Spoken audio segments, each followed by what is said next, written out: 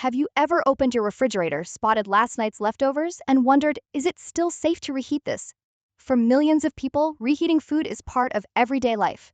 It saves time, reduces waste, and makes healthy eating more convenient. But over the years, you've probably heard alarming warnings that certain foods become toxic after reheating or even increase your risk of cancer. Social media videos, chain emails, and sensational headlines often claim that reheating everyday foods can turn them into dangerous substances overnight. So, what's actually true? The answer is more interesting and far less frightening than many people realize. Today, we're going to separate scientific evidence from internet myths. We'll look closely at 4 foods that deserve extra attention when reheated, not because reheating automatically causes cancer, but because the way they're stored, prepared, and reheated can affect food safety, nutritional quality, and long-term health. The goal of this video isn't to make you afraid of leftovers. In fact, leftovers can absolutely be part of a healthy diet. Instead, it's about understanding what happens inside food when it's cooked once, cooled, stored, and heated again. Once you know the science, you'll be able to make smarter choices in your own kitchen without unnecessary fear.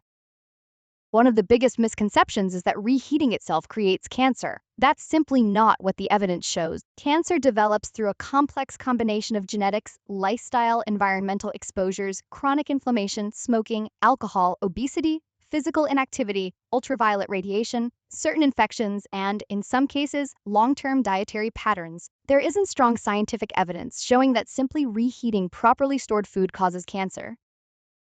However, there are situations where reheating can contribute to problems. Some foods may develop harmful compounds if they're repeatedly heated to very high temperatures. Others become unsafe because bacteria had a chance to multiply while the food sat at room temperature too long before refrigeration. Sometimes the danger isn't the microwave or the oven at all, it's what happened during those hours before the food was stored. That's why food safety experts often say that cooling, storage, and reheating should be viewed as one continuous process. If one step is done incorrectly, the entire chain is affected.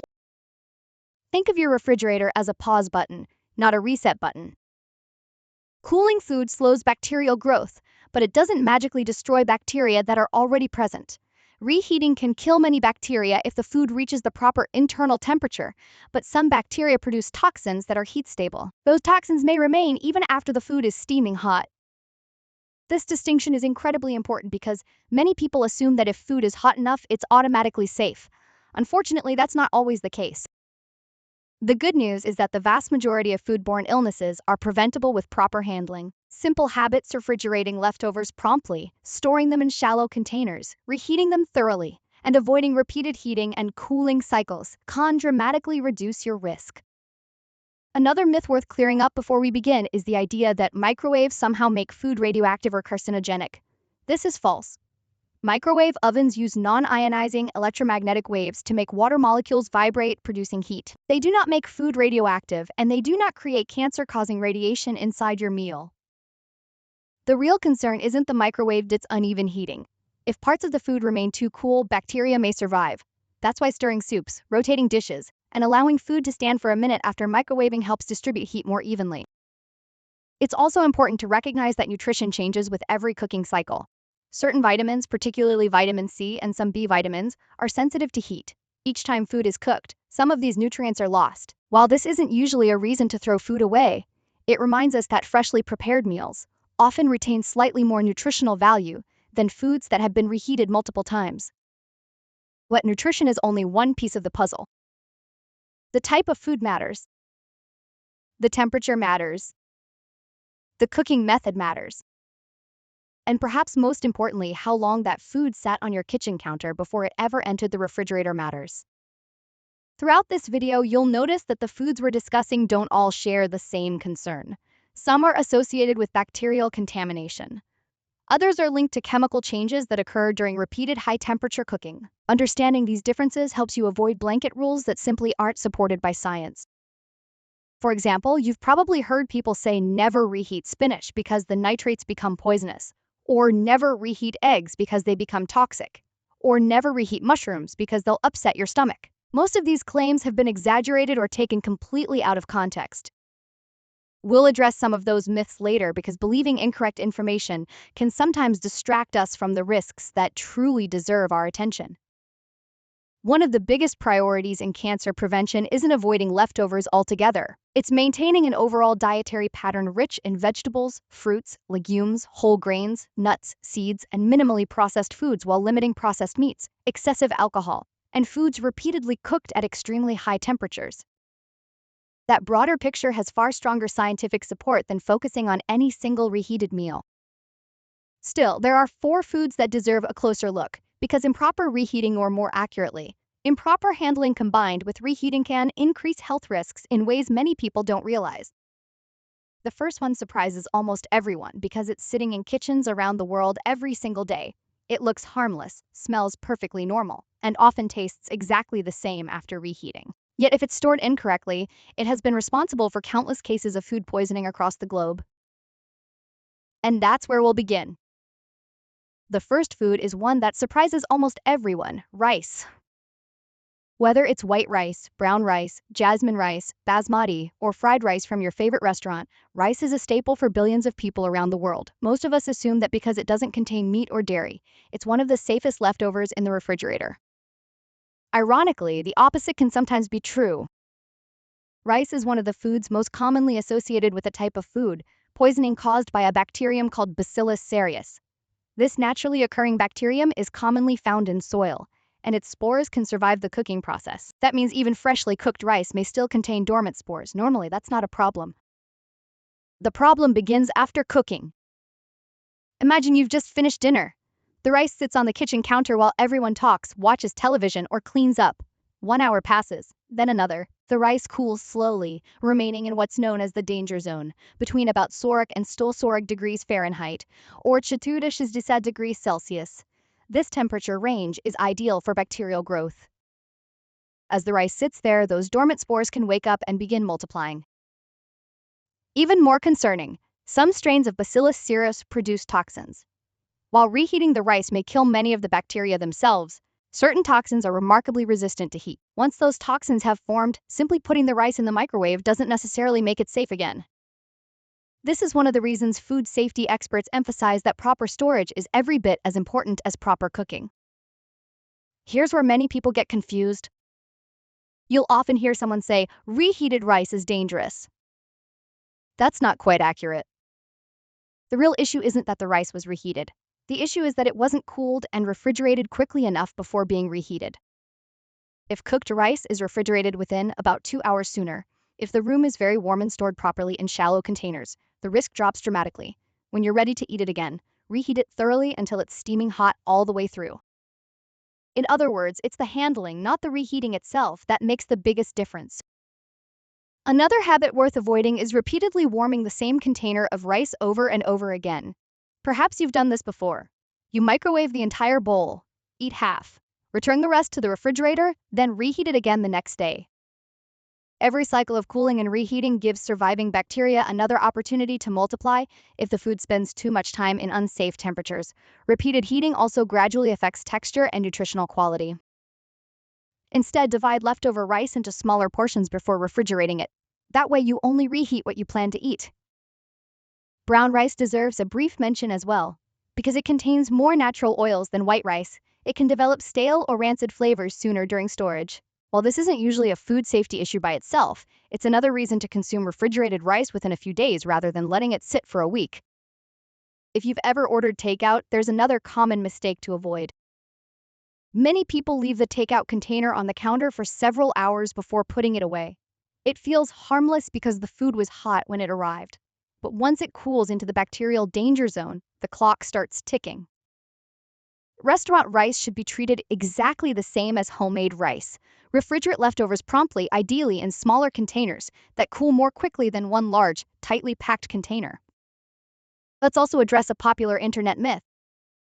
Some people claim that reheated rice becomes carcinogenic or directly causes cancer. There is no strong scientific evidence supporting that claim. The primary concern with improperly handled rice is food poisoning, not cancer. Symptoms of Bacillus cereus food poisoning may include nausea, vomiting, abdominal cramps, and diarrhea, often beginning within just a few hours after eating contaminated food. While most healthy adults recover quickly, severe illness can occur in vulnerable individuals such as older adults, young children, pregnant women, and people with weakened immune systems. So, where does cancer fit into this discussion? Indirectly, chronic food safety problems can contribute to inflammation and illness, but the evidence does not show that properly reheated rice itself increases cancer risk. It's important to separate established science from alarming headlines. The lesson here is reassuring rather than frightening. You don't need to stop eating leftover rice. You don't need to throw away every container after one meal. You simply need to respect the basics of food safety, cool it quickly, refrigerate it promptly, store it properly, and reheat only the portion you're going to eat. When those simple habits become routine, rice remains a convenient, affordable, and nutritious part of a healthy diet. Now let's move to the second food on our list. Unlike rice, this one is connected much more closely to cancer research, not because of bacteria, but because of what can happen when certain meats are processed, cooked, and repeatedly exposed to very high temperatures. If this food is part of your regular breakfast or weekend barbecue, you'll want to pay close attention. The second food is processed meat. This includes foods like bacon, sausage, hot dogs, deli meats, pepperoni, ham, salami, and many packaged smoked or cured meats that are staples in households around the world. These foods are convenient, flavorful, and often inexpensive. But unlike the concern with rice, the issue here isn't primarily about food poisoning.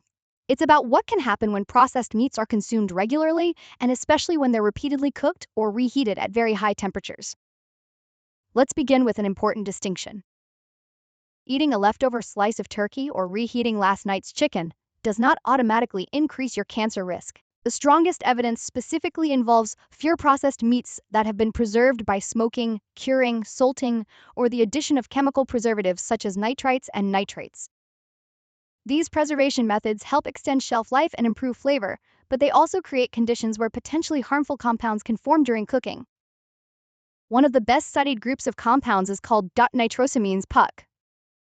Nitrosamines can form when nitrites used in processed meats react with proteins, particularly during high-temperature cooking methods like frying, grilling, broiling, or repeated reheating. Laboratory studies have shown that many nitrosamines can damage DNA, and long-term exposure has been linked to an increased risk of several cancers.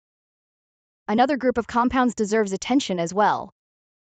When processed meats are cooked until they're heavily browned, charred, or blackened, substances known as heterocyclic amines (FUC), or HCAs, and shuck polycyclic aromatic hydrocarbons (FUR), or PAs, can develop. These compounds form when proteins, sugars, and fats are exposed to intense heat, or when fat drips onto an open flame, creating smoke that coats the meat. This doesn't mean that one crispy slice of bacon causes cancer. Cancer risk develops over many years through repeated exposure to multiple factors. The concern is long-term dietary patterns, not a single breakfast. In fact, one of the most significant findings in nutrition research is that people who regularly consume large amounts of processed meat tend to have a higher risk of colorectal cancer compared with those who eat very little. But here's where reheating enters the conversation. Imagine someone cooks a large batch of bacon on Sunday morning. The leftovers go into the refrigerator. On Monday, the bacon is fried again until crispy. On Tuesday, it's heated once more in a skillet. By Wednesday, it's chopped into another dish and browned again. Each round of high-temperature cooking has the potential to produce additional heat-related compounds while also oxidizing fats present in the meat. Although the increase from one reheating session may be relatively small, repeatedly exposing processed meats to intense heat isn't ideal. Fortunately, there are much better ways to reheat these foods. Instead of frying leftover sausage or bacon in a hot pan until it's nearly black, consider gently warming it in the microwave, oven, or a covered skillet using moderate heat. The goal is simply to bring the food to a safe serving temperature, not to cook it all over again. This simple change can reduce unnecessary browning and charring. Portion size also matters. Many people think only about individual foods, but researchers consistently emphasize overall eating patterns. Someone who occasionally enjoys a slice of ham at a holiday meal has a very different level of exposure than someone who eats bacon every morning, hot dogs for lunch, pepperoni pizza for dinner, and deli meat sandwiches throughout the week. Cancer prevention is rarely about eliminating one food forever. It's about reducing repeated exposure to known risk factors while building a diet centered on protective foods. Those protective foods include colorful vegetables, fruits, beans, lentils, whole grains, nuts, seeds, and foods naturally rich in fiber and antioxidants. These foods provide vitamins, minerals, and plant compounds that help support DNA repair, reduce oxidative stress, and promote a healthy digestive system. One interesting strategy is to pair processed meats with antioxidant-rich vegetables.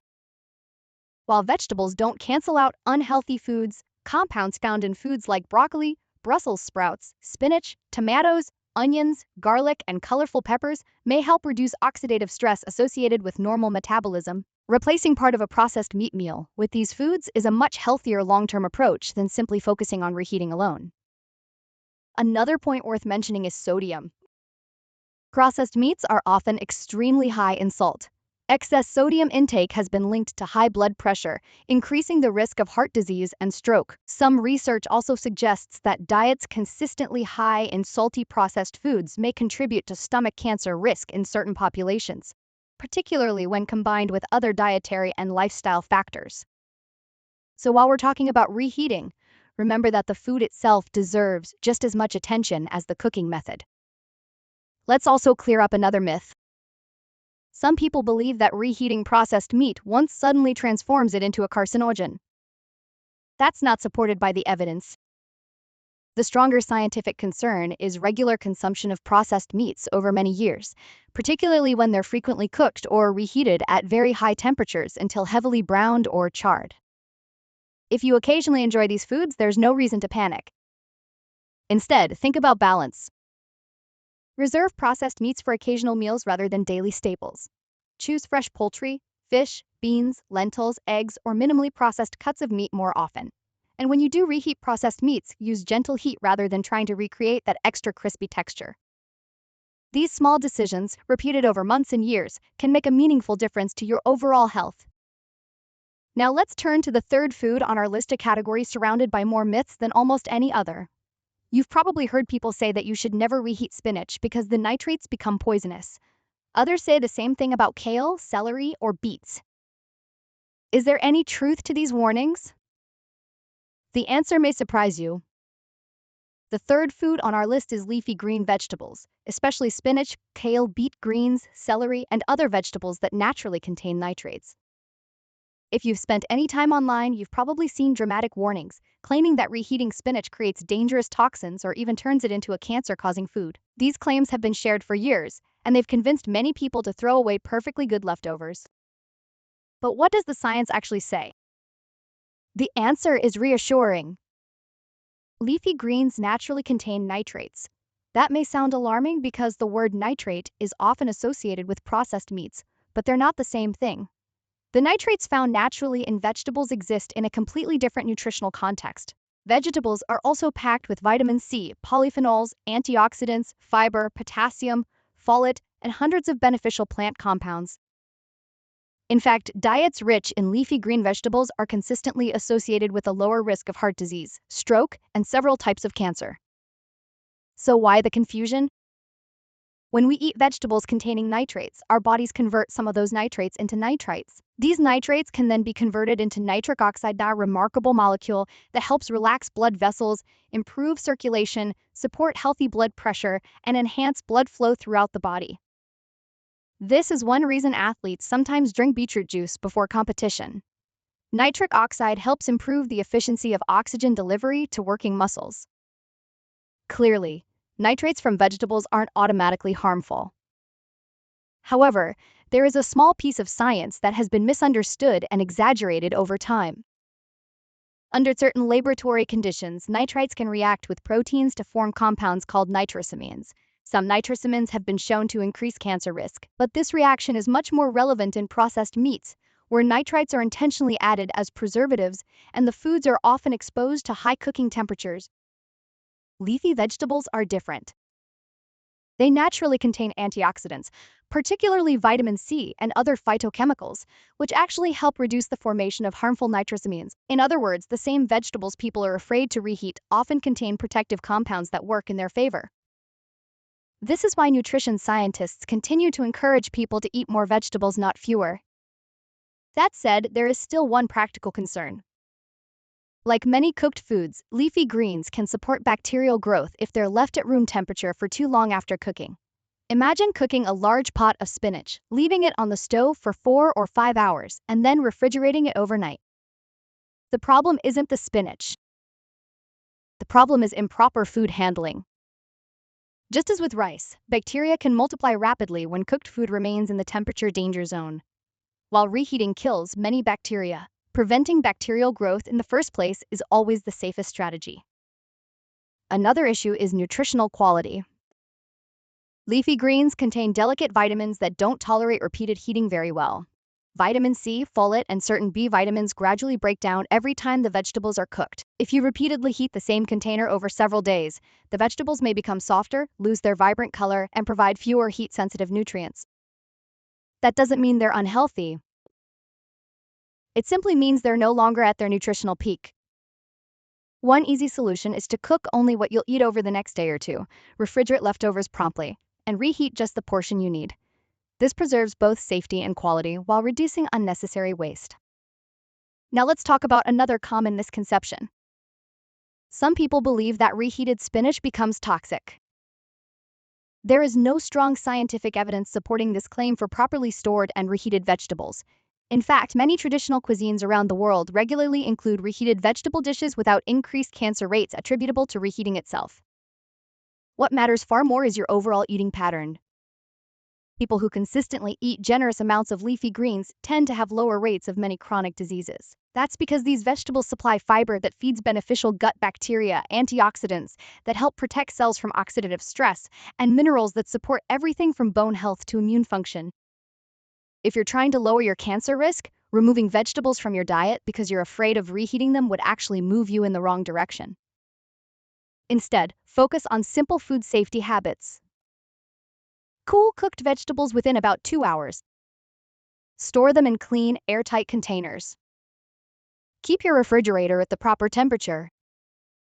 Reheat thoroughly before serving. And avoid reheating the same batch over and over again. These habits are supported by science and are much more important than internet myths about spinach becoming poisonous. There's another benefit worth mentioning. Leafy greens are among the most nutrient-dense foods available. For very few calories, they provide impressive amounts of vitamins A, K, and folate, along with magnesium, potassium, lutein, and numerous plant compounds that researchers continue to study for their potential role in reducing inflammation and protecting against chronic disease. So rather than fearing these foods, most people would actually benefit from eating them more often. That brings us to our fourth and final food category that's less about bacteria and more about chemistry. It's something many families do without thinking, reusing the same cooking oil over and over again or repeatedly reheating fried foods. This habit may have a much bigger impact on long-term health than many people realize, and it's one that cancer researchers and nutrition experts have been studying for decades. Now that we've explored all 4 foods, let's step back and look at the bigger picture. If there's one message I hope you take away from this video, it's this. Reheating food is not the enemy. Poor food handling and unhealthy long-term eating habits are. Unfortunately, fear spreads much faster than facts. A dramatic headline that says, "Never reheat this food again," gets far more attention than a balanced explanation about proper storage temperatures and safe cooking practices. But your health deserves more than catchy headlines, it deserves evidence. So let's finish with some practical science-backed rules that you can start using today. Rule number 1. Refrigerate leftovers promptly. One of the biggest mistakes people make is leaving food on the kitchen counter for hours after a meal. Bacteria grow most rapidly between soric and stoic degrees Fahrenheit, or 467 degrees Celsius. The longer food remains in that temperature range, the greater the chance that harmful bacteria can multiply. As a general rule, refrigerate cooked food within 2 hours. If you're outdoors on a hot day or the room temperature is very warm, it's even better to refrigerate food sooner. Rule number 2, cool food quickly. Reheat. Instead of placing a large, steaming pot directly into the refrigerator, divide leftovers into smaller, shallow containers. Smaller portions cool much faster, reducing the amount of time food spends in the bacterial danger zone. It's a simple change that can make a big difference in food safety. Rule number 3, reheat only what you plan to eat. Every cycle of cooling and reheating affects food quality. More importantly, repeatedly moving food in and out of the refrigerator increases opportunities for bacterial growth if the food isn't handled correctly. Rather than warming the entire casserole or pot of soup every day, portion it out before storing it. Heat only the serving you'll actually eat. Rule number 4. Heat food thoroughly. Food should be reheated until it's steaming hot all the way through. Cold spots can allow bacteria to survive, especially when using a microwave. If you're reheating soup, stir it halfway through. If you're reheating a casserole, rotate the dish if your microwave doesn't have a turntable. Even heating is one of the easiest ways to improve food safety. War rule number 5. Don't rely on smell alone. Fight. This surprises many people. Food can contain dangerous bacteria, even if it smells perfectly normal. Likewise, some spoiled foods develop very little odor at first. Your nose is helpful, but it isn't a reliable food safety test. When in doubt, it's safer to throw questionable food away than to risk food poisoning. Now let's quickly address a few of the biggest myths we've discussed today. Myth number 1. Preheated rice causes cancer. False. The real concern is food poisoning if cooked rice is left at room temperature for too long before refrigeration. Myth number 2. Reheated spinach becomes poisonous. Again, false. Properly stored and reheated spinach remains a nutritious food. In fact, diets rich in leafy green vegetables are consistently associated with better overall health and a lower risk of many chronic diseases. Myth number 3.